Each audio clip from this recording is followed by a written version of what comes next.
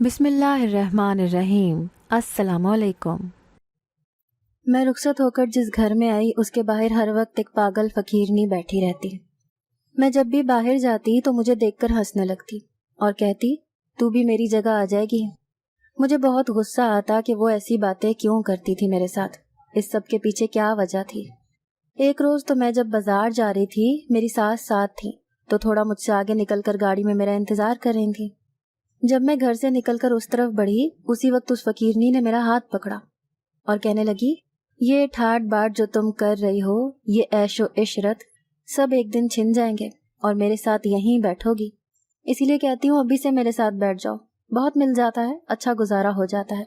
इन अमीरों से बेहतर गुजरती है मेरी जिंदगी। तो चल आजा, बैठ जा मेरे साथ। छोड़ अपनी सास को, वो चली जाएगी, मत जा उसके साथ तू। उस फकीरनी की बातें मेरे सर से गुजर गई थी कि वो कहना क्या चाहती थी मुझसे, उसकी इस सारी बात का क्या मकसद था।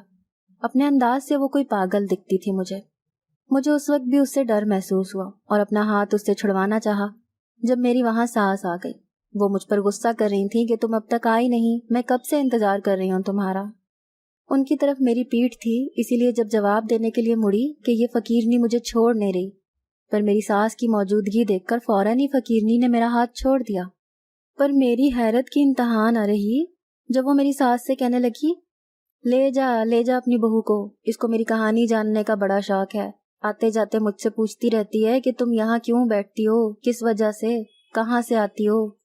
इसको कह दे मुझसे ना उलझे, खामोशी से मेरी नजर से गुजर जाया करे, वरना अगली बार अच्छा नहीं करूंगी इसके साथ। इस झूठ पर मैं सिर्फ हैरत से उसको तके जा रही थी। मैंने ऐसा कब किया?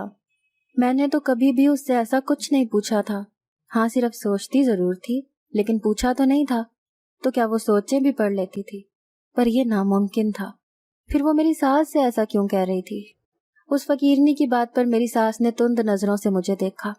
उनको गुस्से में देखकर मैं सहम गई और चुपचाप उनके साथ चलने लगी। फिर इस सारे वक्त मैं उनकी तनबीह सुनती रही कि उस फकीरनी से दूर रहो, अब ना देखूं उसके करीब तुम्हें, वगैरह वगैरह। और मैं ये सब सुनकर सिर्फ हाँ में सर हिला रही थी, क्योंकि इसके अलावा मेरे पास करने को कुछ नहीं था। मेरी सास थी तो अच्छी, मुझे कभी कुछ बुरा नहीं कहती थी, मेरे साथ उनका रवैया हमेशा अच्छा होता था। पर आज जाने क्यों वो उस फकीरनी की बात पर भड़की हुई थी, गुस्सा भी कर रही थी। मुझे समझ नहीं आ रहा था। जाने क्यों ऐसा लग रहा था कोई शायद बात है ऐसी उस फकीरनी से जुड़ी हुई, मेरे ससुराल वालों की, जो वो मुझसे हमेशा ऐसा कहती रहती है कि मैं भी उसके साथ एक दिन इसी तरह बैठूंगी। और आज तो मेरी सास के गुस्से ने मुझे बहुत कुछ सोचने पर मजबूर कर दिया था। पर मुझे अब उस फकीरनी से डर लग रहा था, क्योंकि पहले उसकी बातें, फिर मेरी सास से उसने झूठ भी बोला मेरे बारे में, हालांकि मैंने ऐसा कुछ कहा भी नहीं था उससे। इसलिए सोच रही थी कि घर जाते ही शौहर से कह दूंगी कि इस फकीरनी का हमारे घर के सामने बैठना बंद करवा दें बस। वो नहीं होगी तो मुझे कोई मसला भी नहीं होगा, न डर होगा। अपनी इस सोच को मैंने पूरा करने का सोचा। इसीलिए जैसे ही हम बाजार से वापस होकर घर लौटे तो अभी दोपहर थी और मेरा शौहर शाम को काम से आता था। इसलिए मैं सोने के लिए लेट गई कि थकी हुई थी मैं बहुत। पर कुछ देर ही नींद नसीब हुई थी जब सास उठाने आ गई और काम पर लगा दिया मुझे। मैंने खाना बनाया और कुछ कल का बचा हुआ खाना था जो मेरी सास ने मेरी नंद को दिया था कि परिंदों को डालाओ। अब काफी वक्त हो गया था मेरी नंद को गए हुए, वो वापस नहीं आई थी। जब मेरी सास ने मुझे कहा, अरे देखो तो नजमा, ये अस्मा कहाँ चली गई। तौबा भई, परिंदों को खाना देने का कहा था जो यहीं खिड़की के पार बैठे हैं, पर ये पता नहीं कौन से अलादीन के चिराग में गुम हो गई है। देखो उसे और कहो कि आकर मेरी टांगे दबा दे। थक गई बाजार से आकर, अब जिस्म बड़ा दुख रहा है। सास की इस लंबी बात को सुनकर मैं अच्छा जी कहकर किचन से बाहर निकल गई। पर अस्मा यानी अपनी नंद को खिड़की के बजाय दरवाजे पर खड़ा देखकर मैं हैरत ज़दा रह गई। और मुझे शदीद झटका तब लगा जब उसको फकीरनी के साथ बात करते देखा। वो उससे बड़ी बेतकल्लुफ अंदाज में बात कर रही थी। उनके तंज एक दूसरे पर चल रहे थे। जब मैंने अस्मा को आवाज दी तो वो गड़बड़ा गई और घबरा कर मेरी तरफ देखती बोली कि जी बस आ ही रही थी मैं। इतना कहकर वो तेजी से घर के अंदर चली गई। मुझे कुछ और पूछने का मौका ही नहीं दिया। मैंने उसके जाते ही उस फकीरनी को देखा तो मुझे देखते हुए वो मुस्कुराई और अजीब से इशारे करने लगी। मैं उसके इशारों से घबरा कर वहां से हट गई, پر اس کے ہنسنے کی آواز میرے پیچھے تک آ رہی تھی، جس سے مجھے عجیب سا خوف محسوس ہو رہا تھا۔ پر مجھے تجسس اس بات کا تھا کہ میری نند کیوں بات کر رہی تھی اس سے۔ ہمارے گھر میں تو کوئی بھی اس کو مخاطب تک نہیں کرتا تھا، خاص کر اگر اس کا غلطی سے ذکر ہو جائے تو میری ساس اور میرا بڑا دیور بھڑک جاتے تھے اس پر۔ اسی وجہ سے ہمارے گھر میں بھی اس فقیرنی کا ذکر کم ہی ہوتا تھا، کسی کا اس سے کوئی لینا دینا نہیں ہوتا تھا۔ رات کو میں کسی کام سے ساس کے کمرے میں گئی تو ان کے کمرے سے آتی آوازوں پر میں باہر ہی رک گئی۔ وہ اور میرے دیور بات کر رہے تھے، پر میرے لیے وہاں رک جانے کا سبب یہ تھا کہ ان کی بات کا موضوع وہ فقیرنی تھی۔ یہ میرے لیے باعث حیرت تھا کہ وہ اس پر کیوں بحث کر رہے تھے۔ میرے دیور اس قدر غصے میں لگ رہے تھے اس وقت کہ مجھے سمجھ نہیں آ رہا تھا اس کا غصہ کرنا۔ وہ میری ساس سے جو کہہ رہے تھے اس فقیرنی کے لیے، وہ بات میرے لیے ناقابل یقین تھی کہ وہ خود ایسا کہہ رہے ہیں۔ پر کیوں؟ ایسا کیا تھا اس فقیرنی میں؟ میرا نام نجمہ تھا، میں ایک گاؤں میں رہتی تھی، 5ویں تک میں نے پڑھا تھا۔ ہم 5 بہنیں تھیں، میں تیسرے نمبر پر تھی۔ مجھ سے 2 بہنیں جو بڑی تھیں وہ شادی شدہ تھیں۔ ہمارے گاؤں میں ایک حویلی تھی، میں وہاں کام کرتی تھی۔ وہاں کی بی بی صاحبہ بہت اچھی تھیں، مجھے بہت پسند کرتی تھیں، میرا بہت خیال رکھتی تھیں۔ ان کے توسط سے میرا رشتہ شہر میں ہوا تھا۔ میرے ماں باپ تو راضی نہیں ہو رہے تھے میری شہر میں شادی کے لیے، کیونکہ وہ مجھے دور نہیں بھیجنا چاہتے تھے۔ وہ میری باقی بہنوں کی طرح چاہتے تھے کہ میری بھی گاؤں میں ہی شادی ہو تاکہ ان کے قریب رہوں۔ پر بی بی صاحبہ نے ان کو سمجھایا کہ بیٹیاں پرائی ہوتی ہیں، ان کو بیاہنا تو ہوتا ہے نا کہیں، اب دور یا قریب جہاں ان کا نصیب لکھا ہوتا ہے۔ بس انہی کے سمجھانے پر وہ راضی ہو گئے تھے اس شادی کے لیے۔ شادی بہت اچھے سے ہوئی تھی میری۔ مجھے جہیز بھی بی بی صاحبہ جی نے ہی دیا تھا۔ وہ خود بہت بڑے ذمہ دار لوگ تھے، گاؤں کے وڈیرے تھے، ان کے اپنے بزنس چلتے تھے۔ آدھے سے زیادہ تر ہمارے گاؤں میں غریب لوگ ہوتے تھے جن کے گھر کی بہو بیٹیاں ان کے یہاں کام کرتی تھیں۔ میری اماں خوش قسمت تھی اس بات سے کہ میں شہر میں جا رہی ہوں بیاہ کر، یعنی مجھے اب کام نہیں کرنا پڑے گا۔ وہ مجھے کہتی کہ تمہاری قسمت بہت خوبصورت ہے کہ تم شہر میں جا رہی ہو، اچھے گھر میں جا رہی ہو۔ اب تمہیں کسی حویلی میں کام کرنے کی ضرورت نہیں، سکون سے اپنے گھر میں رہو گی، اپنا گھر بناؤ گی، سب کے ساتھ پیار سے رہنا تاکہ بی بی جی کو بھی تمہاری شکایت نہ ملے ان کی طرف سے، ورنہ وہ بھی شرمندہ ہوں گی اور ہم بھی شرمندہ ہوں گے۔ پیار سے مل بانٹ کر رہنا، سب سے لڑائی جھگڑے سے دور رہنا۔ اس کے ساتھ ساتھ اور بھی بہت کچھ سمجھایا تھا اماں نے مجھے، جو میں نے پلو سے باندھ لیا تھا۔ ان کی بتائی نصیحتوں پر عمل بھی تو کرنا تھا نا، اور شادی کے بعد ہی میں نے ان پر عمل کرنا شروع کر دیا تھا۔ کبھی کسی سے بھی نہیں الجھی تھی میں آج تک، نہ کسی سے غصے میں بات کی تھی، سب کے ساتھ پیار و محبت سے رہتی تھی میں۔ میرا شوہر بھی اچھا تھا، وہ مجھ سے بہت محبت کرتا تھا۔ میں خوبصورت بھی بہت تھی، اپنی سب بہنوں سے زیادہ۔ گاؤں میں مشہور تھی اپنی خوبصورتی کی وجہ سے۔ اماں تو روز نظر اتار کر نہیں تھکتی تھیں، کسی بھی شادی پر جاتی یا سہیلی کے گھر تو تیار ہونے نہیں دیتی تھیں، کہتی تھیں مجھے ڈر لگتا ہے تجھے نظر نہ لگ جائے کسی کی۔ پر میں ان کی ان بے تکی باتوں کو وہم سمجھ کر ٹال دیتی، اور جب تیار ہوتی تو وہ کالا ٹیکا لگا دیتی تھیں مجھے، اور نظر بھی اتارتی تھیں، پھر جانے دیتی تھیں۔ ان کی اس محبت پر مجھے ہمیشہ رشک آتا تھا۔ میں بہت خوش قسمت تھی واقعی، جو مجھے اتنی اچھی ماں ملی تھی، اور اب اچھا سسرال بھی ملا تھا۔ اس کے لیے میں ہمیشہ بی بی صاحبہ کی شکر گزار رہوں گی جنہوں نے میری شادی یہاں کروا دی، ورنہ اتنا اچھا سسرال ڈھونڈنا تو ہمارے لیے ناممکن تھا۔ میرے ماں باپ میری بہنوں کی طرح میری بھی وہیں کسی مزدور سے شادی کروا دیتے، اور شادی کے بعد میں بھی بی بی صاحبہ کی حویلی میں کام کرتی رہتی، بس اسی طرح میری زندگی چلتی رہتی۔ پر اب جو میری زندگی گزر رہی تھی وہ بہت اچھی تھی۔ بس اگر میرے لیے مسئلہ تھا تو وہ فقیرنی، جانے کیا راز تھا اس کا۔ وہ اکثر ہمارے گھر کے سامنے ہی کیوں بیٹھتی تھی، اور اس وقت دیور کی ایسی باتیں میرے دماغ کو جھنجھوڑ رہی تھیں کہ کیا کروں، کیسے معلوم کروں اس راز کا۔ آخر بات کیا ہے؟ کوئی تو چکر ہے اس فقیرنی کا، ورنہ ایسے تو نہیں وہ مجھے کہتی رہتی کہ تم بھی ایک دن میرے ساتھ ہی بیٹھو گی، یہی کام کرو گی، اسی لیے اچھا ہے کہ ابھی سے میرے ساتھ خود ہی بیٹھ جاؤ، وغیرہ وغیرہ۔ اور پھر میری ساس کے سامنے اس کا مکر جانا، سارا الزام میرے سر پر ڈال دینا کہ میں ہی اس سے پوچھ رہی تھی۔ اس کے جھوٹ کا بھی مجھے سمجھ نہیں آ رہا تھا۔ خیر مجھے تو اس کی باتوں سے ہی ڈر لگ رہا تھا، جانے کیا کیا بولتی رہتی تھی۔ اس وقت میں ساس کے کمرے کے سامنے سے ہٹ گئی کہ کہیں وہ دیکھ نہ لیں۔ میرا دیور ان سے یہ کہہ رہا تھا کہ اس کو یہاں سے نکالو اماں کچھ بھی کر کے. مجھے آج کے بعد وہ یہاں اپنے گھر کے سامنے نظر نہیں آنی چاہیے، ورنہ اس بار بہت برا حال کروں گا. میں اس کو جان سے بھی مارنے سے بھی گریز نہیں کروں گا. ڈائن لگتی ہے وہ مجھے، کھا گئی میری خوشیوں کو. نکالو اس کو یہاں سے کیسے بھی کر کے. اس کی دھمکیوں میں آنے کی کوئی ضرورت نہیں ہے. اس سے ڈرتی کیوں ہیں آپ؟ ایک بیکارن سے اس کا کون یقین کرے گا؟ وہ تو پاگل ہے اور اس بات کا سرٹیفکیٹ ہے ہمارے پاس، اور آس پاس کے لوگ بھی گواہ ہیں اس بات کے. ویسے بھی ان سب کو سچائی کا کون سا معلوم ہے. ہم تو یہاں کچھ عرصہ پہلے ہی شفٹ ہوئے نا، تو ڈرنے کی ضرورت نہیں ہے اس سے. صبح بس چلتا کر دینا اس کو. یہ میرے دیور کی بات تھی جو اس نے میری ساس سے کہی تھی. اب اس بات میں سے میں کیا سمجھوں کیا نہ سمجھوں یہ مجھے سمجھ نہیں آ رہا تھا. اس ساری بات کا جو مطلب تھا وہ سوچ رہی تھی میں، لیکن وہ مطلب نہیں سمجھ پا رہی تھی کہ آخر اس فقیرنی سے کیا واسطہ کیا جائے میرے سسرال والوں کا. اور اس کی کون سی دھمکی سے ڈری ہوئی ہے میری ساس جو اس کو گھر کے سامنے بیٹھنے کی اجازت دے دی. حالانکہ میں نے دیکھا تھا کہ اس بات پر اکثر بحث ہوتی تھی ہمارے گھر میں کہ اس فقیرنی کو ہمارے گھر کے سامنے بیٹھنے نہ دیا جائے. پر میری ساس اس گفتگو میں خاموش رہتی تھی، کچھ نہیں کہتی تھی کہ ہاں یا نہیں، بس صرف خاموش ہوتی تھی. اور اب مجھے سمجھ آ رہی تھی ان کی یہ خاموشی، یعنی اس خاموشی میں ایک راز پنہا تھا. پر وہ راز کیا تھا یہ معلوم کرنا تھا مجھے. صبح ہوتے ہی میں تاڑ میں تھی کہ کب گھر والوں کا دھیان میرے اوپر سے ہٹے تو میں فقیرنی سے بات کروں. پر آج چونکہ اتوار تھا تو سب لوگ مرد حضرات گھر پر ہی تھے. ایسے میں مجھے موقع نہیں مل رہا تھا. اس وقت میں سب کے لیے چائے بنا رہی تھی جب میری نند کسی کام سے کچن میں آئی.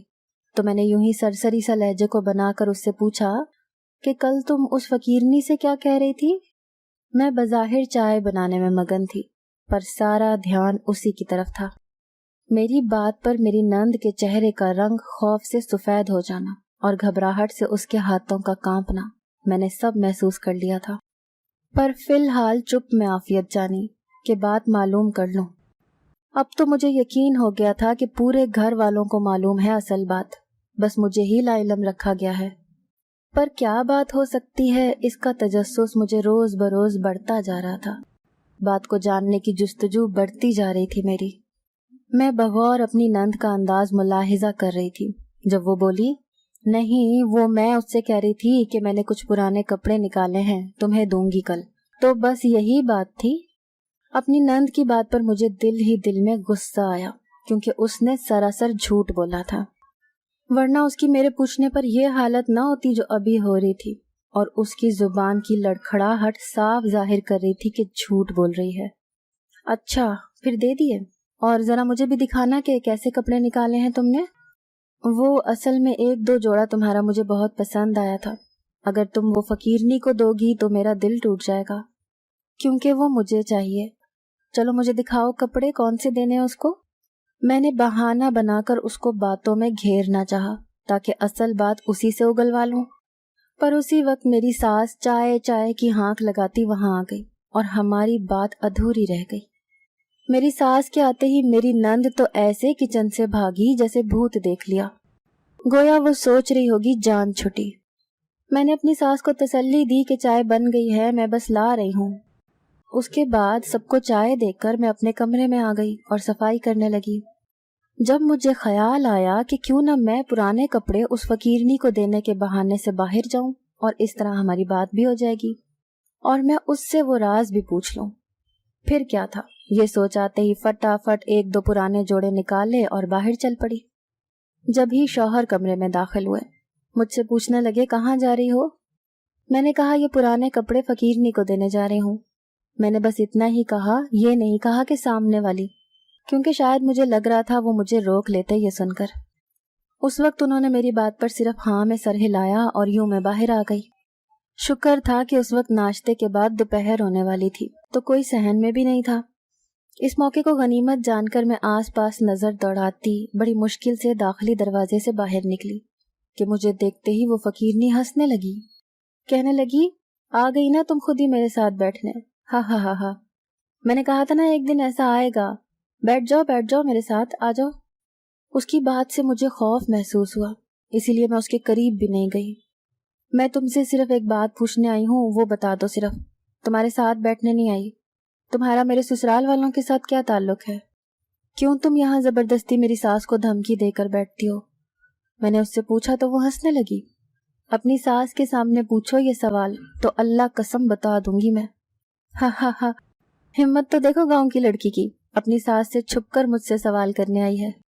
اس کی باتوں سے میں نے اندازہ لگا لیا وہ بالکل مجھے نہیں بتانے والی کچھ۔ میں نے بہت اصرار کیا، آخرکار منتیں بھی کر کے دیکھ لی، پر وہ اپنی ضد سے نہیں ہٹی۔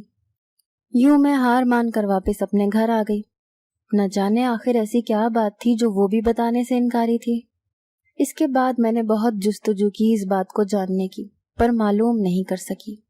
پر آج بھی یہ تجسس میرے اندر موجود تھا کہ میں کبھی تو اس راز کو جان پاؤں، اس فقیرنی کے میرے سسرال والوں کے ساتھ تعلقات کیا ہیں یہ جان لوں۔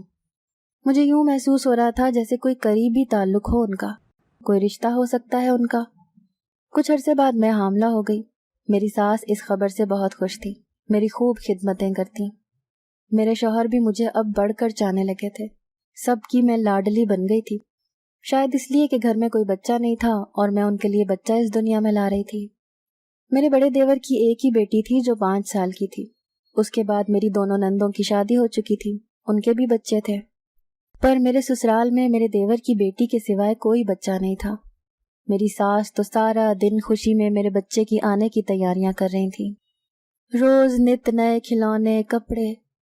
پر ان کپڑوں کو دیکھ کر میں کچھ خاموش تھی، کیونکہ وہ جو کپڑے لائیں تھیں وہ سارے بیٹے کے تھے، اور فی الحال کچھ معلوم نہیں تھا کہ بیٹا ہونا ہے یا بیٹی۔ پر اپنی ساس کی خوشی کے آگے میں کچھ نہ کہہ سکی، اور پھر یوں ہی وقت گزر گیا، اور آخرکار وہ وقت بھی آ گیا جب میری ڈیلیوری ہوئی اور میری بیٹی پیدا ہوئی۔ تیاری تو میرے سسرال والوں نے ساری بیٹے کی ہوئی تھی، پر میرے یہاں لڑکی پیدا ہوئی تھی۔ مجھے لگ رہا تھا میرے سسرال والے اس بات سے خوش نہیں۔ میں بچے کے ساتھ گھر بھی آ گئی، پر وہ محبت اور چاہ مجھے میرے سسرال والے نہیں دے رہے تھے۔ میں نے شوہر کا بھی کھینچا کھینچا رویہ محسوس کیا تھا۔ اس سے بھی پوچھا، پر وہ تو الجھ پڑے مجھ سے کہ مجھے بیٹا چاہیے تھا، بیٹی نہیں، تم نے بیٹی پیدا کیوں کی؟ ان کی اس بات پر میرا دل دکھا کہ میرے ہاتھ میں تو نہیں تھا بیٹا یا بیٹی پیدا کرنا، پھر وہ مجھ پر کیوں غصہ کر رہے ہیں؟ لیکن اس وقت جب میں نے یہ بات ان کو کہی تو آرام سے سننے کے بجائے وہ تیز ہو گئے اور بہت غصہ ہوئے۔ کافی بحث و مباحثے کے بعد وہ کمرے سے ہی چلے گئے، لیکن اگلے روز وہی فقیرنی ایک پھٹا ہوا جوڑا لے کر میرے کمرے میں آئی اور بولی اسے پہن کر میرے ساتھ چلو۔ میں خوف سے کانپ گئی کہ وہ کیسے گھر کے اندر آئی، اور جب اس نے کہا کہ آج سے تم میرے ساتھ بیٹھو گی سڑک پر یہ پھٹا جوڑا پہن کر تاکہ تم فقیر نہیں لگو، اس کی بات سن کر میرے سر پر آسمان ٹوٹ پڑا۔ جب میرے سسرال والوں نے مل کر مجھے اس کے ساتھ بھیج دیا، میں گھر سے باہر کھڑی اپنی قسمت پر رو رہی تھی۔ جب وہ فقیرنی ہنسنے لگی، کہنے لگی میرے ساتھ بھی ایسا ہی ہوا تھا، اور پھر جو سچائی اس نے بتائی اس نے میرے ہوش اڑا دیے کہ وہ میرے دیور کی بیوی تھی۔ میرے دیور کو بھی بیٹا چاہیے تھا، پر بیٹی کے پیدا ہونے پر دیور نے اس کو طلاق دے دی۔ وہ جو بیٹی تھی میرے دیور کی وہ اس فقیرنی کی ہی بیٹی تھی۔ وہ میرے دیور سے بہت محبت کرتی تھی۔ یہ سہ نہیں پائی اور تھوڑی سی نیم پاگل ہو گئی، اور اس کے آگے پیچھے کوئی تھا نہیں، صرف ایک بھائی اور بھابھی تھے جو ملک سے باہر تھے اور 5 سالوں سے اس سے بے خبر تھے۔ میرے سسرال والے اپنے پہلے محلے کو چھوڑ کر اس محلے میں شفٹ ہو گئے، کیونکہ اس فقیرنی نے ان کو وہاں بدنام کر دیا تھا، جبکہ وہ فقیرنی اب بھی میرے دیور کی محبت میں پاگل تھی، بس روز اس کو دیکھنے کے لیے ہمارے گھر کے سامنے بیٹھ کر بھیک مانگتی تھی۔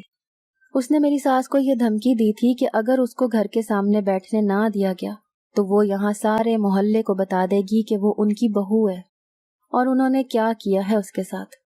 اس بدنامی کے ڈر سے میری ساس نے خاموشی سے اس کی بات مان لی۔ میری نند بھی اس کو اس دن یہی کہہ رہی تھی کہ یہاں سے چلی جاؤ، نہ آیا کرو، پر وہ کسی کی نہیں سنتی تھی۔ اسے معلوم تھا کہ میرے یہاں بھی بیٹی ہوئی تو میرے ساتھ بھی اس کی طرح کا ہی ہوگا، پر میں ایسا نہیں ہونے دے سکتی تھی۔ میں نے اس فقیرنی سے مدد مانگی جو اس نے کرتی، وہ مجھے کچھ اچھی لگی اور اس کی کہانی سن کر بہت دکھ ہوا تھا۔ مجھے اس نے بی بی صاحبہ کی حویلی پہنچا دیا، ان کو سارا معاملہ بتایا تو انہوں نے میرے شوہر کو بلوایا، اس سے بات کی اور اس کو سمجھایا تو وہ ان کی بات سمجھ گیا، اور کچھ مجھ سے محبت بھی تھی اس کو، اسی لیے مجھے واپس اپنے گھر لے گیا۔ اس کے گھر والوں نے کافی احتجاج کیا اس بات پر، لیکن میرے شوہر نے میرا ساتھ دیا اور آہستہ آہستہ پھر بعد میں سب ٹھیک ہو گئے۔ اب میرے 2 بیٹے تھے، 1 بیٹی تھی، اور باقی گھر والے بھی مجھ سے خوش تھے، جبکہ وہ فقیرنی، اس کی تو میری مدد کرنے کے کچھ دنوں بعد ہی موت ہو گئی تھی، ایک ایکسیڈنٹ میں۔ سننے میں آیا تھا کہ میرے دیور کو بھی اس سے بہت محبت تھی، اسی لیے دوسری شادی ابھی تک نہیں کی تھی اس نے۔ وہ تو بس ماں کی بات میں آ کر اس نے گھر برباد کر لیا تھا اپنا، بیٹے کے لالچ میں، کیونکہ میری ساس کا کہنا تھا کہ جس کے یہاں پہلی بیٹی ہوتی ہے پھر اس کے یہاں بیٹیاں ہی ہوتی ہیں، بیٹے نہیں، اور ان لوگوں کو بیٹے چاہیے تھے۔ یہ سوچ میری ساس کی غلط تھی جو اب بدل گئی تھی جب انہوں نے دیکھا کہ میرے یہاں ایک بیٹی کے بعد 2 بیٹے ہوئے تھے۔ اب وہ بھی اپنے کیے پر پچھتاتی تھی۔ اگر آپ کو آج کی ہماری کہانی پسند آئی ہے تو اسے لائک کیجیے اور اپنے پیاروں کے ساتھ شیئر کیجیے، اور ہاں، اگر ابھی تک آپ نے ہمارا چینل سبسکرائب نہیں کیا تو ضرور کیجیے۔ ملتے ہیں کل ایک نئی اور دلچسپ کہانی کے ساتھ، تب تک کے لیے اللہ حافظ۔